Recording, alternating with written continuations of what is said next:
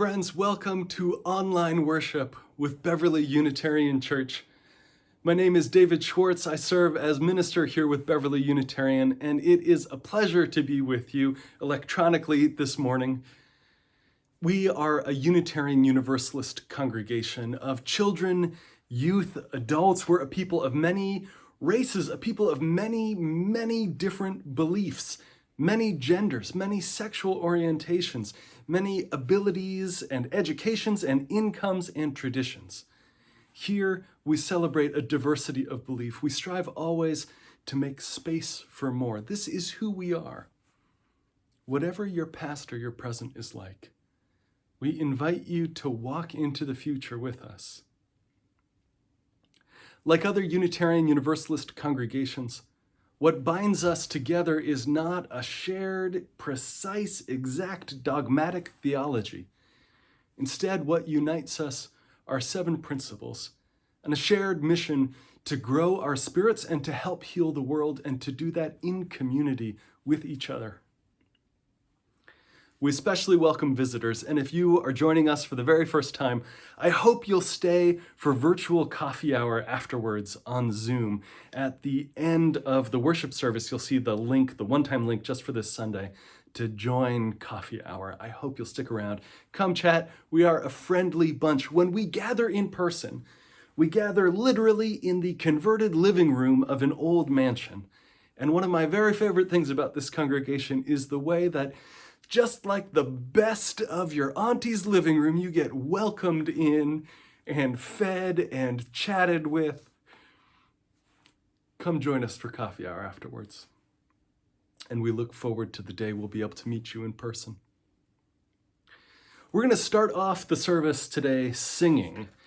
This online format lets us take advantage of musicians we might not otherwise get to see here in Chicago.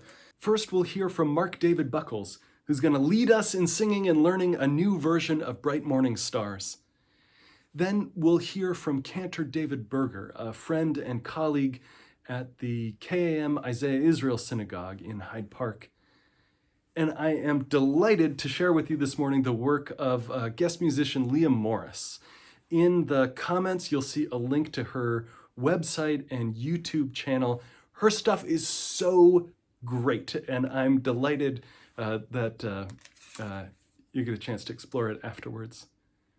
Will you join me now in entering this service and singing together? Hi everybody, my name is Mark David Buckles, and I'm going to be sharing the song Bright Morning Star with you. I hope you'll sing it with me. Some of you might be familiar with the song in the Unitarian Universalist hymnal, Bright Morning Stars. My understanding is that the song originally was Bright Morning Star, about our sun. Bright Morning Star is arising, or Bright Morning Stars arising. This is also a different melody from maybe the one you've heard. It's, in my understanding, an old Appalachian melody. And it's got some additional verses written by my friend and colleague Matt Meyer. So here's how the song goes. Bright morning stars arising, bright morning stars arising, bright morning stars arising. Day is a breaking in my soul. So I'm going to line that out for you. I'll sing one line, invite you to sing it back with me. Bright morning stars arising, your turn. Bright morning stars arising, bright morning stars arising, bright morning stars arising, bright morning stars arising, bright morning stars arising. Day is a breaking in my soul. Day is a breaking. Day is a breaking in my soul. So let's try that whole thing together. Bright morning. Bright morning stars arising. Bright morning stars arising. Bright morning stars arising. Day is a breaking in my soul. Let's try try that one more time. Bright morning. Bright morning stars arising. Bright morning stars arising. Bright morning stars arising. Day is a breaking in my soul. Rise up from morning slumber. Rise up from morning slumber. Rise up from morning slumber. Rise up from morning slumber. Day is a breaking in my soul. Rise up and hear your calling. Rise up and hear your calling. Rise up and hear your calling. Rise up and hear your calling. Day is a breaking in my soul. Oh, lift your voice to heaven. Oh, lift your voice to heaven. Oh, lift your voice to heaven. Oh, lift your voice to heaven. Day is breaking in my soul. We'll sing out loud for justice. We'll sing out loud for justice. We'll sing out loud for justice. We'll sing out loud for justice. Day is a breaking in my soul. We'll build this faith together. We'll build this faith together. We'll build this faith together. We'll build this faith together. Day is a breaking in my soul. Bright morning star, bright morning star arising. Bright morning stars arising. Bright morning stars arising. Day is a breaking in my soul.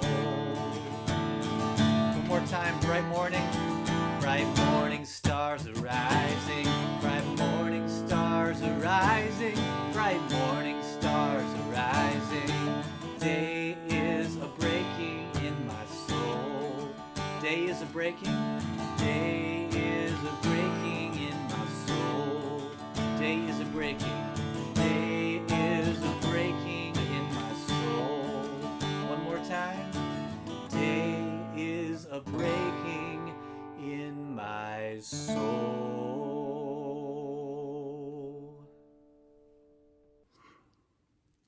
Let me invite you to get a chalice, a candle, a flashlight if a candle's not handy, a phone light if you don't have that, something that makes illumination. And join me in lighting the chalice. Our words are the chorus from A Cure at Troy by Seamus Heaney, the poet, translating lines 2,000 years old, adapting them. Human beings suffer. They torture one another. They get hurt and get hard. No poem or play or song can fully right a wrong inflicted and endured. The innocent in jails beat on their bars together. A hunger striker's father stands in a graveyard dumb. The police widow in veils faints at the funeral home. History says, don't hope on this side of the grave. But then, once in a lifetime, the longed-for tidal wave of justice can rise up, and hope and history rhyme. So hope for a great sea change on the far side of revenge. Believe that further shore is reachable from here. Believe in miracles and cures and healing wells. Call miracle self-healing, the utter self-revealing double take of feeling. If there's fire on the mountain, or lightning and storm, and a God speaks from the sky, that means someone is hearing the outcry and birth cry of new life at its term. Friends, will you join me in the words of our covenant, the commitment that we make to each other about what it is we're doing here, why we gather, who we're becoming and who we are. Love, is the spirit of this church, and service its law. This is our great covenant, to dwell together in peace, to seek the truth in love, and to help one another. I invite you to warmly greet those who have gathered today in the chat, remembering it's public. Say hello. Welcome. I'm listening. I am listening. Spirit, speak to me. I'm listening. I am listening. Spirit, speak to me. My ears are wide open. My eyes are now open to see what I may be. I'm listening. I am listening. Spirit, speak to me. I'm listening. I am listening. In this moment of Spirit, speak through me. I can hear the voices of all my kin. I'm listening, singing. I am listening, this tweeting and howling into the wind. My ears are wide open, and oh, the joy. My eyes are wide open, oh, the love to see and hear for you and me. Oh, I'm listening in this moment of silence. I am listening. I hear Spirit speak through me. Come on, buddy. Come read a story. Yeah? Oh, come here, buddy. Oh, yeah, you're gonna come sit on my... Oh, yeah. Oh, he's not a small dog. Hey, Pi, you wanna read this? This is really, really good. It's called Not My Idea, a book about whiteness. A fifth grader hears her mom watching the news and saying, "Oh no, not again." In sadness and anger, "What?" she asked. "Mom, what? Not again? Who is that black man with their hands up? Why is that white policeman screaming at him?" And Mom says, "You don't need to worry about this. You're safe. Understand? Our family's kind to everyone. We don't see color." When grown-ups try to hide scary things from kids, it's usually because they're scared too. They want to bury the truth. We don't see color. But deep down, we all know color matters. Skin color makes a difference in how the world sees you and in how you see the world. It makes a difference in how much trouble seems to find you or how much trouble seems to let you be. In stores, in cars, on sidewalks, at school, your skin color affects the most ordinary daily experiences, including which neighborhood welcomes you. You may get the message that racism is happening only to black and brown people. Racism is a white person's problem, and we're all caught up in it, mostly by refusing to look at it. You can face this. Understanding the truth takes courage, especially a painful truth about your own people, your own family. Even people you love may behave in ways that show they think they are the good ones. Racism was not your idea. You don't need to defend it.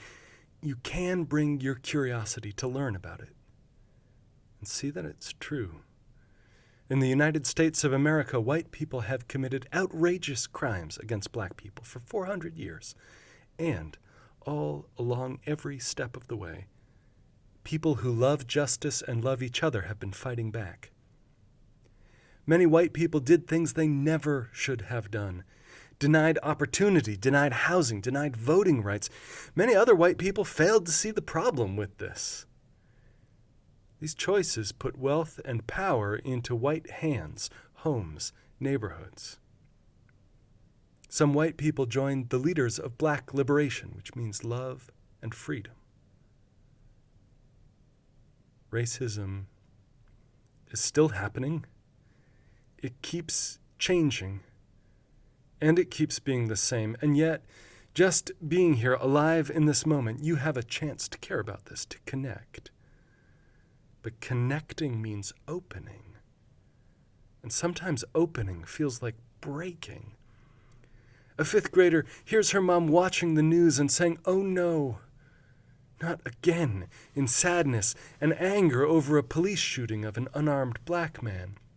And her mom says, "We don't need to worry about this. We love everyone. We don't see color." But the girl says, "I do see color. I see yours, mine, everybody's.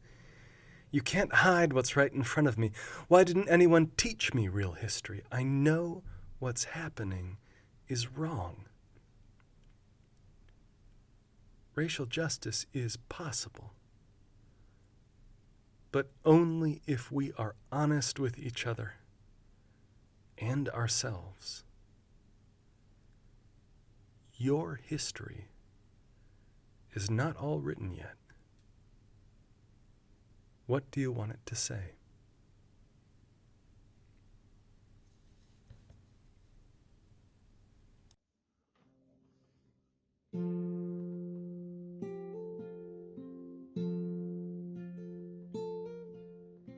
Make me an instrument.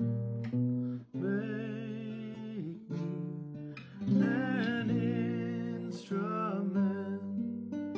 Make me an instrument of peace, of peace. Make me an instrument. Make me an instrument. Make me an instrument of peace, of peace. Make me an instrument. Make me an instrument. Make me an instrument of peace, of peace. Make me an instrument. Make me an instrument. Make me an instrument of peace, of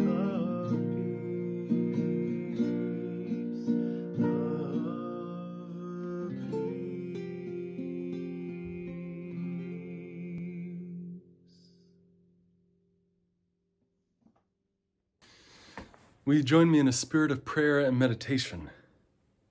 Will you take a breath with me?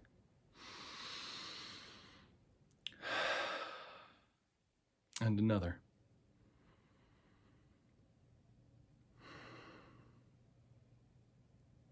Spirit of life and love, known by many names, called in many ways. Spirit of hope, spirit of commitment, be present to us this morning. In our hearts, in our lives, are all the ones we worry over. The people sick now and those caring for them, the people in the midst of financial uncertainty, the parents and the children, the ones struggling through isolation. Our hope and our prayer this morning first is to let go of the need to do all of this by ourselves, to let go of the need to control it all, to remember that we are little pieces in an unimaginably vast world. Our prayer first is to remember that we're just one, but that we don't have to be only one alone. Our hope is to remember how we give our lives into each other's keeping, to remember how we can be carried by each other when things seem too difficult on our own. Our hope and our prayer is to remember that our work in this world is going to last our whole lifetime, and we need to pace ourselves. Our hope this morning is to let go of the idea that we have to be perpetually strong, perpetually brave, perpetually courageous. We're all in it together so that we don't have to carry it all on our own. We remember this morning that an old world and an old way of living is passing away before us. We offer a prayer of hope that we do not forget what protest and pandemic make plain, that the inequities of the world, that the injustice of this world is a choice, not an inevitability. And our hope and our prayer this morning is to be a people who make a different choice and shape the world. Amen. Each week in our services, we light candles of joy and of sorrow. We share our lives with each other. I invite you in the chat to put in the name of anyone you want to lift up in the love of this community, to put in the thing that is bringing you joy and refilling your bucket this week. Put in whatever it is that is dragging you down. Put in what you worry over. Put in what you hope for. Share those joys and sorrows with each other, or just put in I as if in person you are raising two fingers, that we'd light a candle in silence. I invite you to share that with each other now. When I rise, I will rise like a bird, joyfully. And when I fall, I will fall like a leaf, gracefully. When I rise, I will rise like a bird, joyfully. And when I fall, I will fall like a leaf, gracefully. When I rise, I will rise like a bird, joyfully. And when I fall, I will fall like a leaf, gracefully.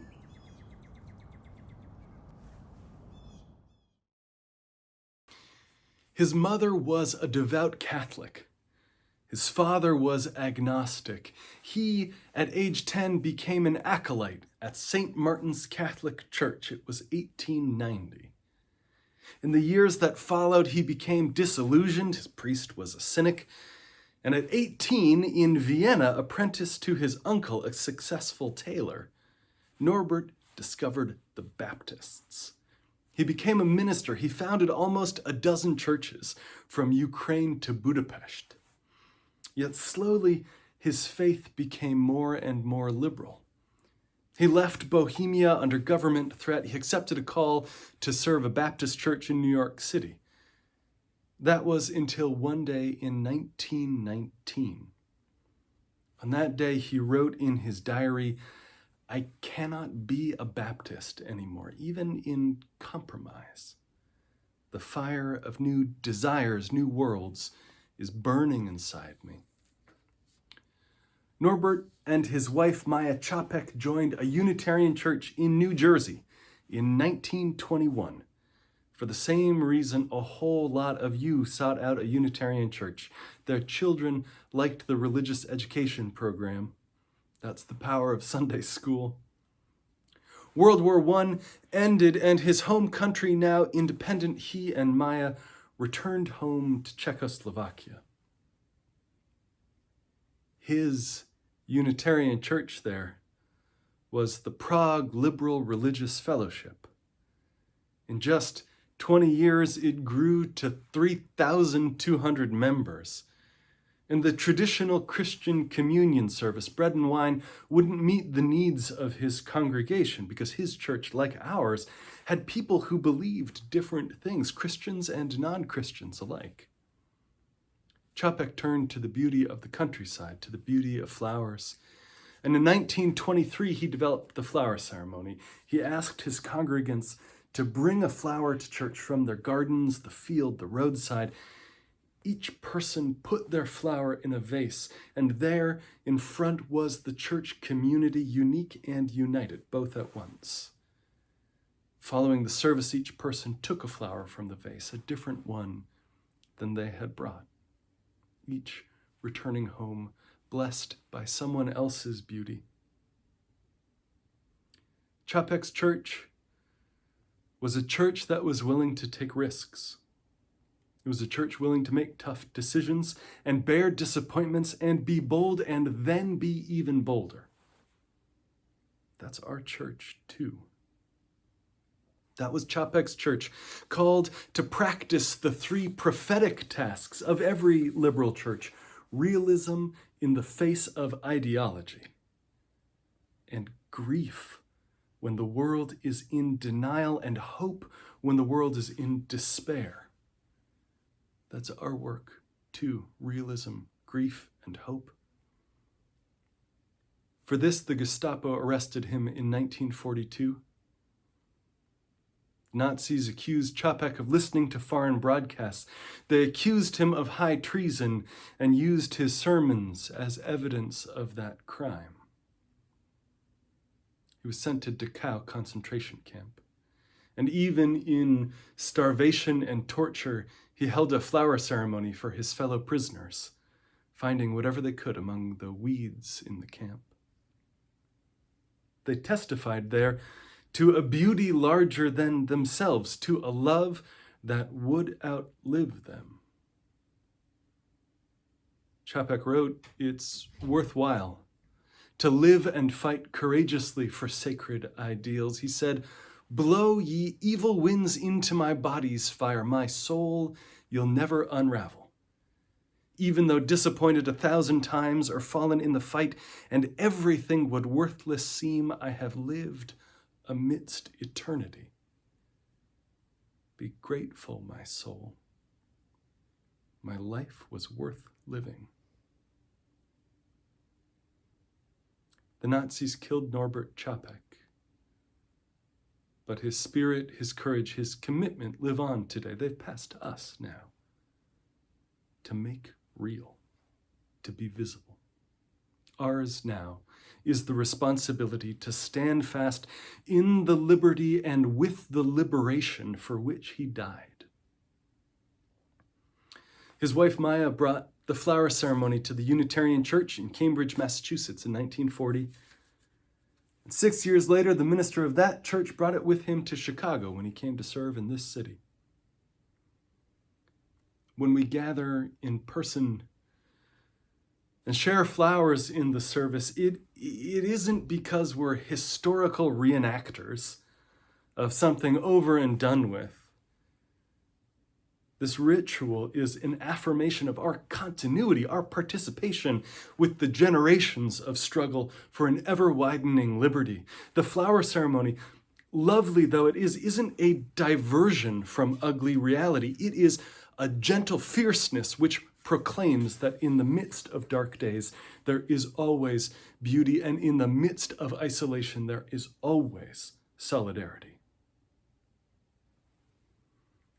To participate in the flower ceremony isn't to recall something over and done with, but to participate in something that is still happening right now, right here.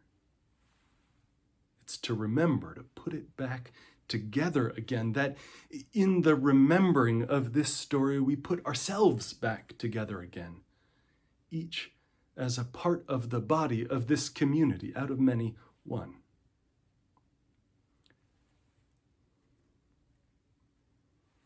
The flowers growing in our community right now are hand-painted signs, stenciled signs, printed signs, window signs, electronic signs. The flowers growing in yards right now are signs that proclaim unity, one love, signs which declare Black Lives Matter. These signs, these flowers, are a testimony to a beauty larger than any of us. They're a faithfulness to a love that will outlive us. They declare that we will remember and we will recommit ourselves to the liberty and the liberation for which so many have died. In a voice of solemnity and joy, these flowers call us back to ourselves again, back to the lives we share, the hope we share, the breath we share. This beauty doesn't just comfort us, it commissions us for the work ahead. This beauty does not pacify us, but proclaims a hope which is ours to make real. A flower, a sign, a slogan is a symbol only, not a substitute for reform, not a replacement for change that will and must come. Political, economic, legislative, a flower, a sign, a slogan is a symbol. But we know that symbols change who we are when they remind us who we are called to be, when they remind us who we are, to live and fight courageously for sacred ideals. Amen.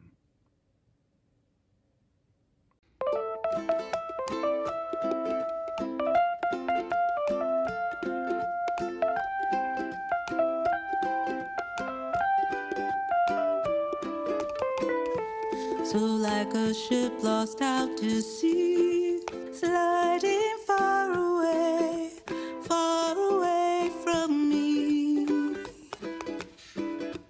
So like a ship that's run aground, grinding over sand, lost but also found. Please bring me back, please bring me back, back to myself. Please bring me back, please bring me back, back to myself.